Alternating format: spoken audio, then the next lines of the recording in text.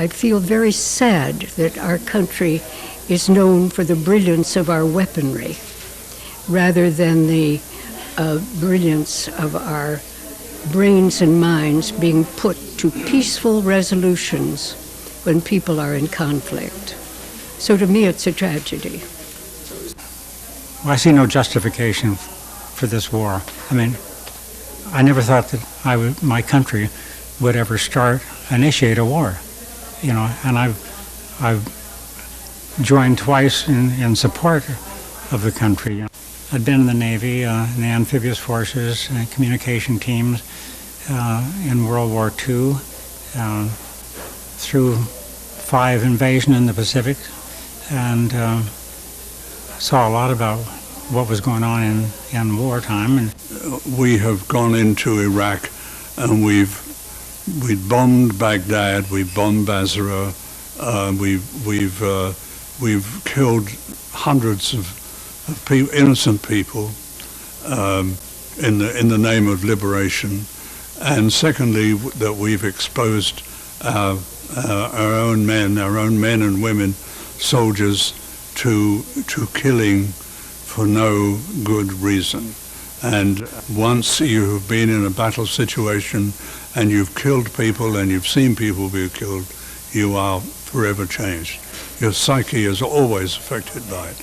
I know it took me a few years to get over it, and my wife used to tell me that I used to wake up in the night shouting after World War II, and so, you know, I hate to see 19-year-old young men and women in that situation. This war is absolutely not justifiable. These people were already so poor and hunted, and I wanted to get out of the country when the war really broke out. I wanted to go back to Holland, but I thought, well, I'm old. But I didn't want the responsibility. It's totally unjustified, and it's crazy in order to get one man to make a whole people, let them live in fear and horror. And I don't think it will ever be resolved. It starts so much fear and resentment. What's happening to the children over there as these bombs, this so-called awe bombing is going on?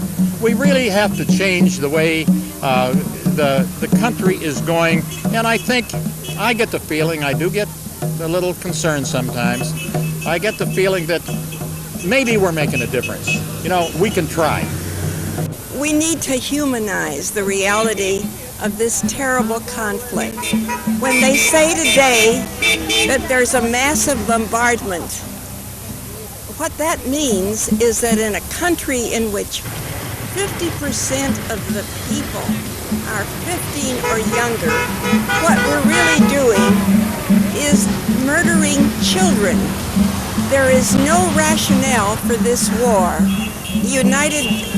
We could have continued with inspections. We must continue. We can't give up the plea for sanity. I never thought that I or people of my generation would ever live to see our country engaged in this kind of nefarious, shameful enterprise. It seemed to be a very natural kind of thing for me to be out in the street once again to demonstrate against war. And of course I was absolutely delighted that there was a vital concerned group here at the Redwoods, so that every Friday I'm there on the street at 4 o'clock. We call ourselves Seniors for Peace, and I am so fortunate that I could find a like-minded group who are so passionately devoted to anti-war movement, and not just as people out waving our little flags and placards, but deeply, deeply concerned and involved in trying to find peaceable ways to end this disaster. It's getting imminent, the war. and I felt we had to do something. So I called a meeting, and I expected about 10, maybe 6 people to come. And we got 27. We got 27 people, and I was stunned. I said, well, I didn't expect this many. There was standing room only. And they had 42 ideas about what to do. And that's how it started. And now we have 150. That's great. The average age, I understand, is somewhere around 84 to 85, and we have a bunch of activists that are out there in their wheelchairs, in their walkers, in their canes. They stumble out there like I do because I've got a replacement knee here, guitar in hand, doing what I feel I want to do. Down by the riverside, down by the riverside, go way down, my sword is healed. Down by the riverside, it's not any war no more. I ain't gonna study war no more. I ain't gonna study war no more. Ain't gonna study war no more. Ain't gonna study war no more. Ain't gonna study war no more. Ain't gonna study war no more. I'm gonna live with the Prince of Peace. Gonna live with the Prince of Peace. Down by the riverside. It's such an uplifting experience to come out week after week and see my friends in wheelchairs and walkers. Some of them I know are really fighting tough disorders, and yet we're always here. We won't give up as long as breath remains. This is my third time out here, and I am here because I believe any war is immoral. The government is talking about this being such a moral country, and yet what we were doing, trying to attack another country, I think is absolutely immoral.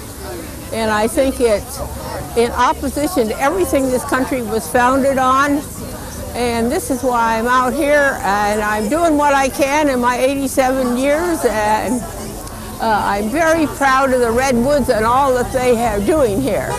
And we'll be out every Friday, regardless. We have to overcome the hatred by compassion in our building schools and hospitals, and you do it by teaching and education, not by war. And there's so many innocent people that get killed in the war besides. But this community, I'm just so proud of them because I can't imagine a group of older people who are so on top of things and so willing to get involved and care so much about our community, our country, and they really do. The basic reason that I joined with the demonstrators was that I believed in this particular instance that war is not the answer, that an incursion into Iraq doesn't have a good reason for it. I think that the American public in general has been fed a lot of propaganda. I don't believe 2/3 of what is being said, even when the war's in progress. And in any case, I'm against wars unless they're the last resort. And in this case, I don't think it was a matter of last resort. I don't think that the United States and Britain had any business in invading Iraq.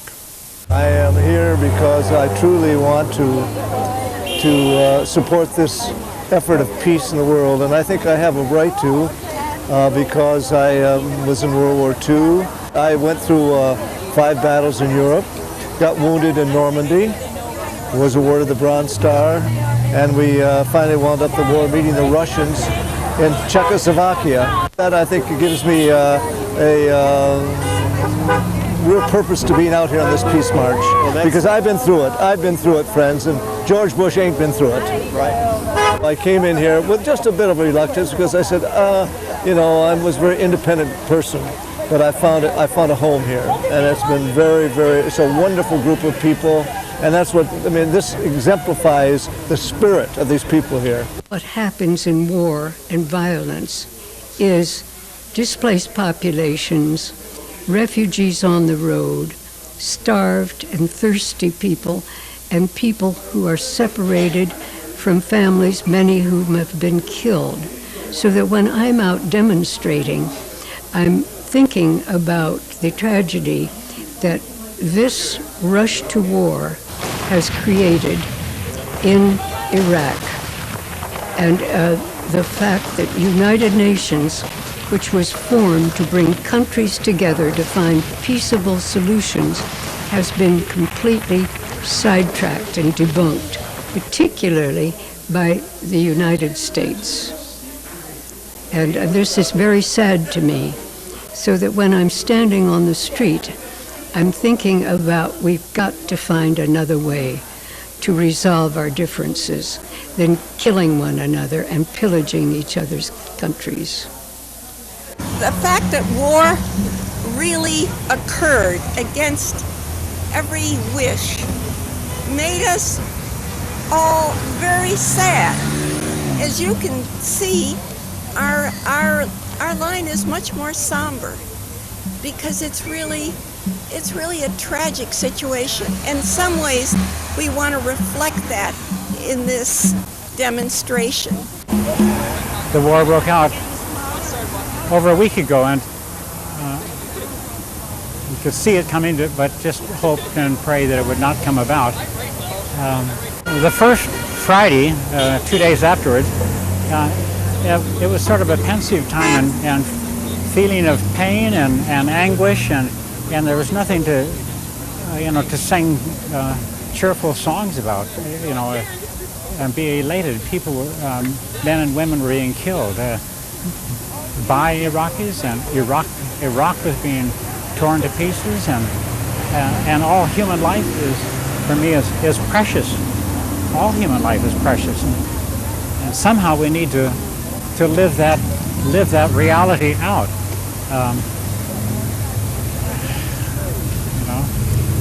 When this war was seemingly imminent, just a couple of ladies decided that they had to do something to get their views known, and as soon as they made that spark, then there were, as you probably know, close to 150 people who immediately joined in, and most of them, of course, have been through other wars, and in some instances know about the horrors of war, particularly some of the ladies that have come from Europe, people that were in Amsterdam, for example, during World War II under German occupation, and they brought a perspective to this situation that a lot of younger American people didn't have.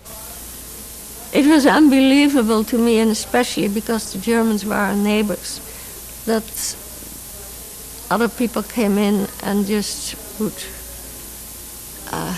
take us over and do horrible things. And the bombing, I can only say it gives a totally helpless feeling. We also heard the first V2s come over, and that was like a diesel truck running over your head.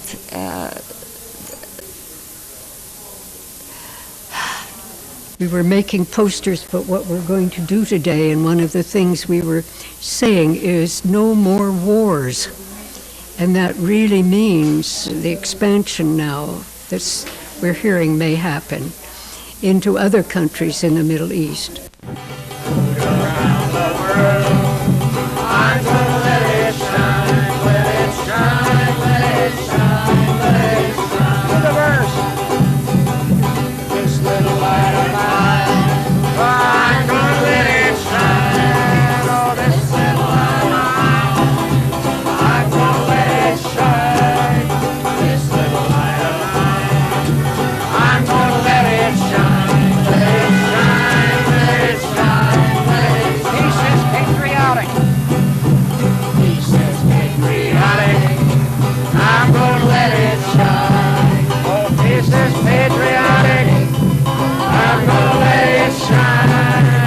It's a sacred alley. I'm gonna let it shine, let it shine, let it shine, let it shine. Won't let George Bush change my mind. I'm afraid of the aftermath. This will be more and more and more wars.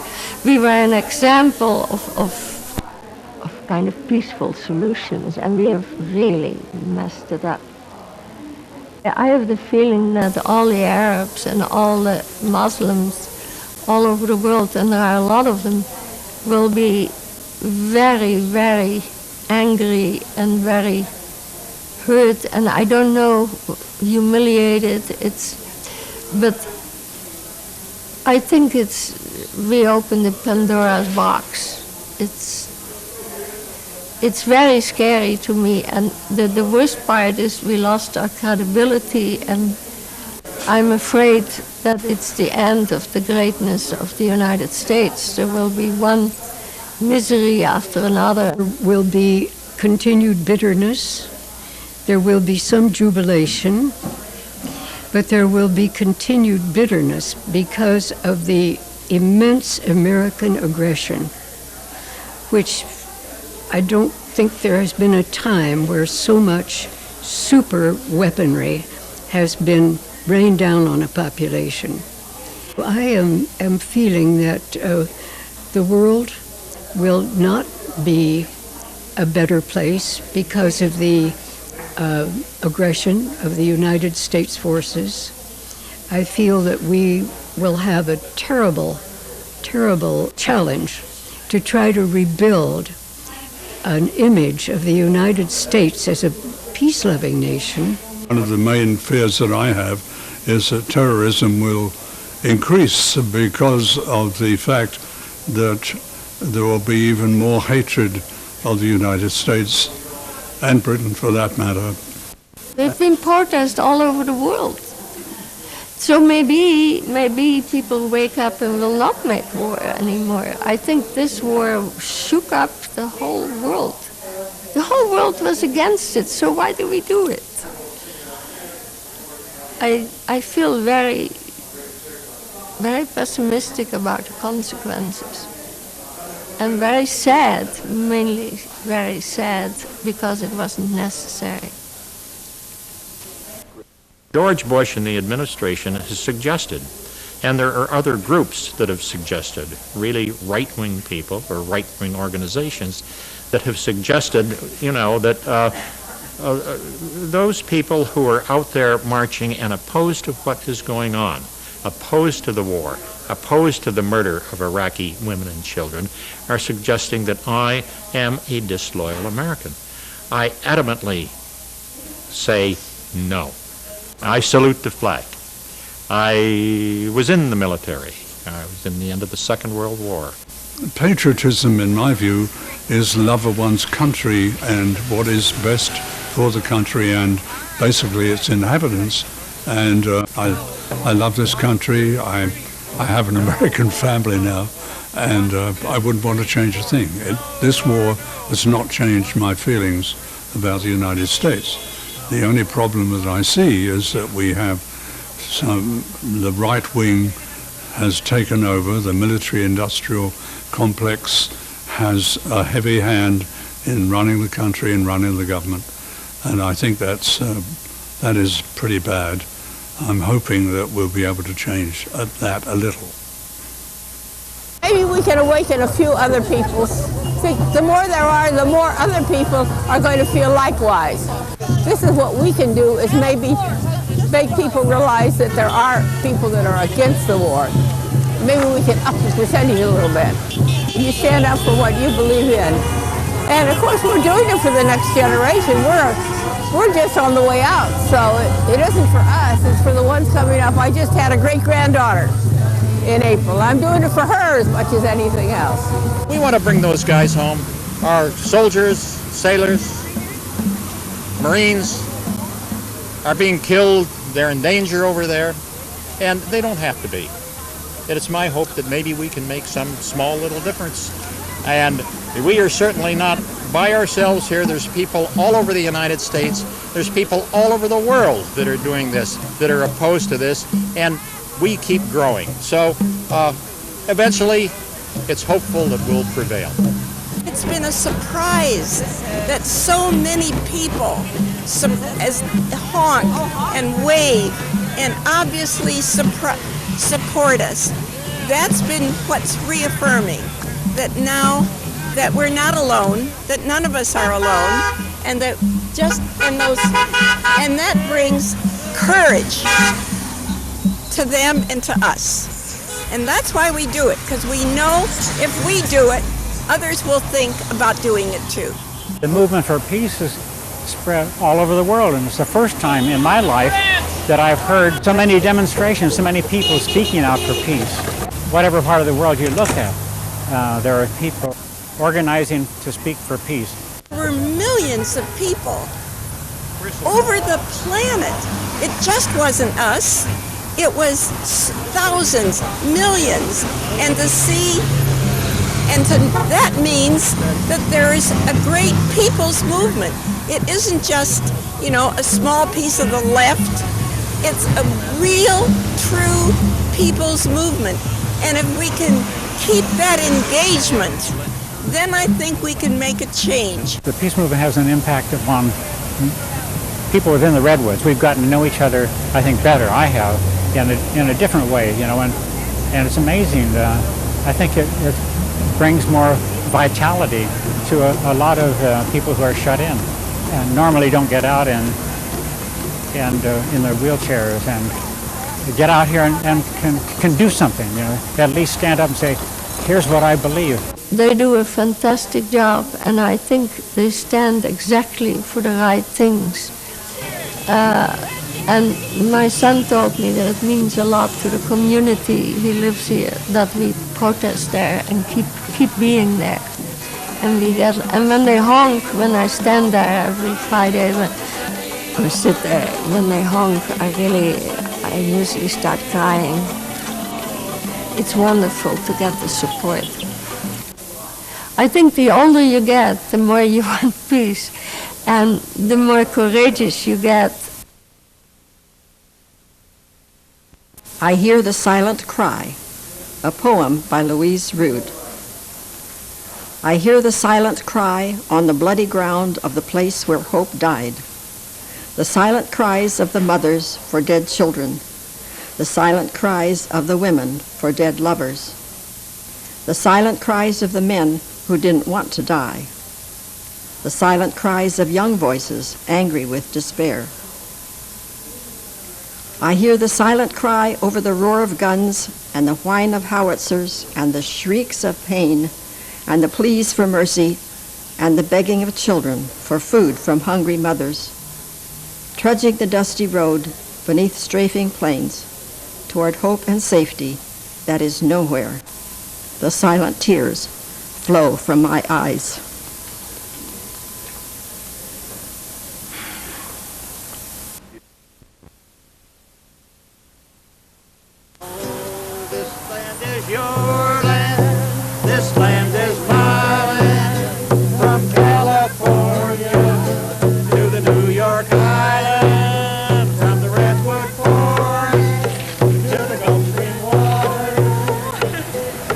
This land was made for you and me.